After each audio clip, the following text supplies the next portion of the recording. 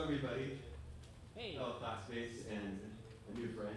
Okay. So I got some notes here. I got like a whole pile of stuff I can talk about tonight. This week I had some interesting things happen.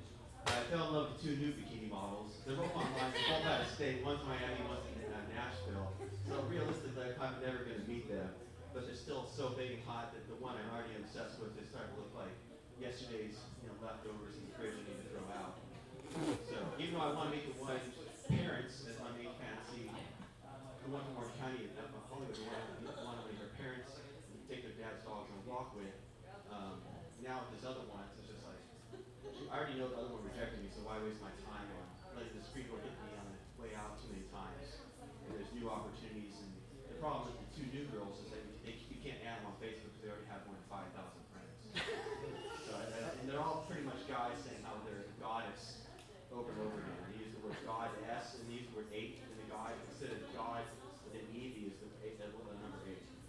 So, and they're always wearing pin hats, So I don't know, how to compete with that.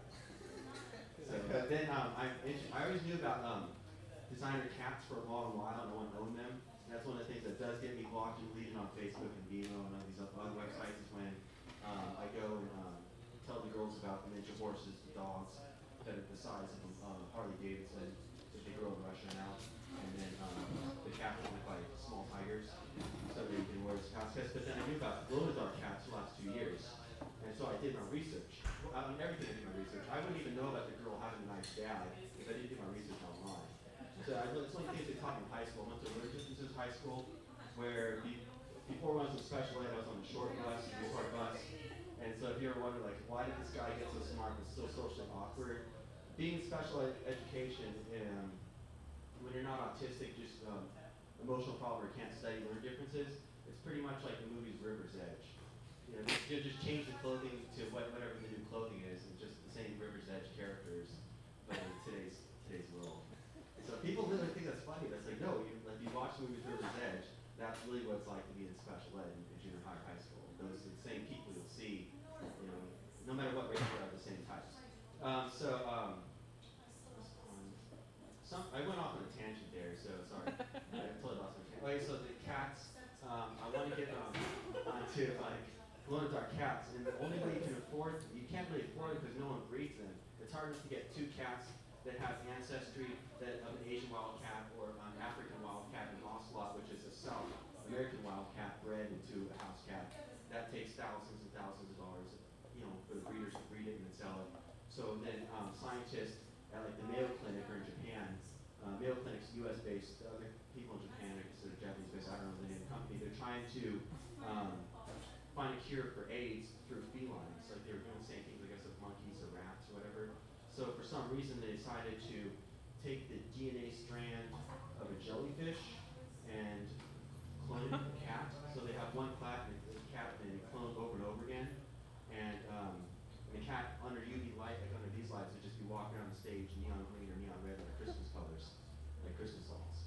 So then I called, I said, I'm going to take care of this. I called, left a message with the Mayo Clinic main doctor secretary who's running a lab test over in Minnesota. And then I said, I left the message saying, I'm interested in adopting these cats. I really love cats. I really want to own a cat. Can I adopt one? And then she honestly actually called me back and didn't blow me off. It was really exciting. But then she said, it's nothing personal, not a personal thing, but just because of NIH standards, we can't let you adopt it out. I already asked my boss. And I was so surprised by 2 things. A, that she said no, because I really have my heart on going for a cat. And then B, that not just NIH standards, that's understandable, National Institute of Health standards, okay. But I was surprised I was the first one to have called them about adopting. And I'm not even a cattery, I don't even breed cats. So to be the first one who's known about since 2007 that they're doing these tests with glow-in-the-dark cats, and no one else had the balls to go out there and ask about it. Like, who are these people? I thought cats were the most popular breed of animals in America, above dogs. And no one else but me wanted to adopt glow-in-the-dark cat. It just perplexed me.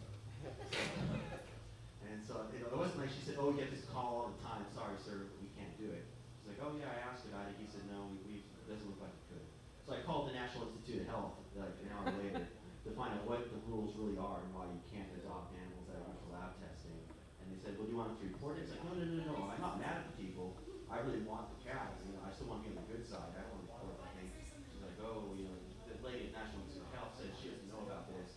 So I went online and then I have it here somewhere. But here, I printed out all the 6-page document on HIV/AIDS news and where AIDS comes from, and the animal testing rights or whatever of the National Institute of Health, just to do my preliminary research. And so, because trying to talk to, let me get this picture out here.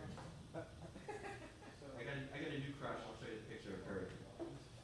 She's slapping hot. She's from Nashville. I don't think realistically I can get her, but my parents said, like, she's a black bikini model. My parents said that if I do have to move back home after my teaching credential, that they will try to help me get married. So, and my dad's convinced I should go for an ugly girl, but I've been told I'm shallow, but I don't see it. But I only go for 9s to 10s, and that's why I don't get very many dates that often.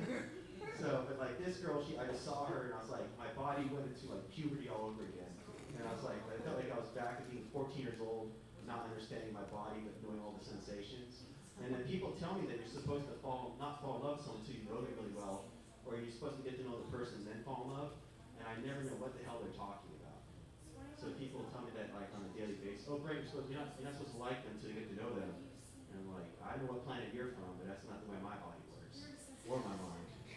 So, I mean, there's some people that choose these girlfriends that I only see as a 4 or 5. And I'm like, whoa, what are you doing, man? You know, I've been attracted to girls who are only 4 or 5, but they also played with my mind.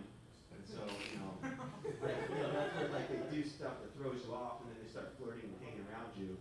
But that one particular girl's in a cult, and she only wanted me to join the cult. And that's sadly the truth. It was, she didn't get me to join. I'm stronger than that. Just so I have my know what I'm doing. I was researching stalking laws in California 2 weeks ago for a Saturday afternoon, and then California Civil Code 1708.7,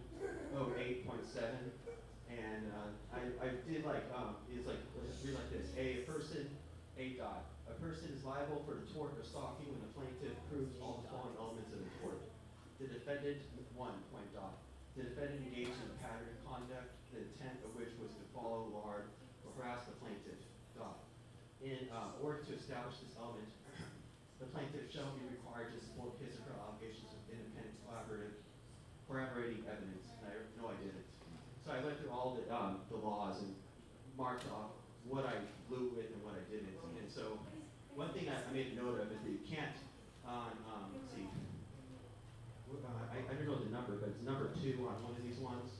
One of the laws, the person makes repeated phone calls or makes repeated contact by means of electronic communication with the intent to annoy another person at his or her place of work, totally more than 10 times in a 24-hour period, and whether or not conversation ensues from making calls or contact, you could get arrested or for that. So it's like, okay, now I know if I do try to email someone on Facebook, don't do it more than once in a day. But if you do, or that guy who always had the great stories about his ex-girlfriend who's an alcoholic trying to break into his house, he could technically have arrested if she was always drunk down on him more than 10 times in one day.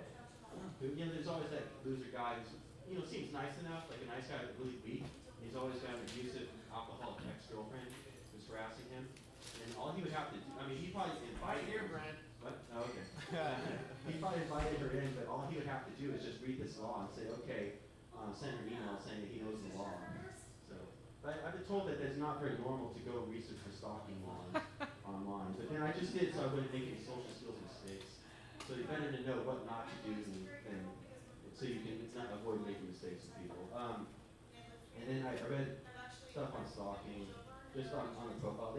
One group comes up with all the information, and then all the other websites have the same information.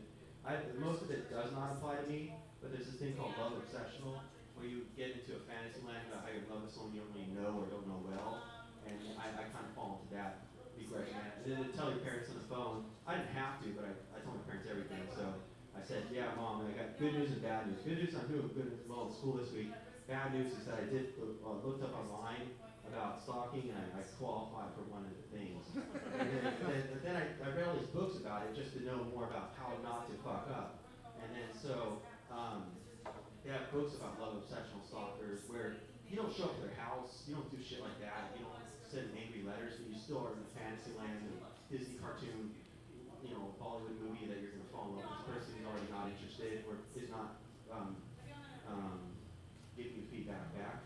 And so it's kind of unhealthy behavior. But then there's books about it, but most of the books were written in the late 80s, early 90s when I was only 8 or 9, 10 years old. So I asked my medicine doctor, like, how did this book know all this information that I grew into? How did I become this person? And then he said, well, they're based on evidence of people who did patterns when you were a kid that were already full-grown men and women. So let's see what else I got to finish with. Okay, so my goals this week is to give up on adopting the cat I wanted to adopt, not the glow in the dark one, but the one my dad said he'd disown me if I bought without his permission. And then she's really cute too. And then to still hopefully not get blocked or deleted by these 2 new bikini models who I found out on Facebook who have 5,000 friends. All right, thanks you guys. It's Brent Goodman. Thank you. Give it up for the soon-to-be blocked and deleted Brent Goodman.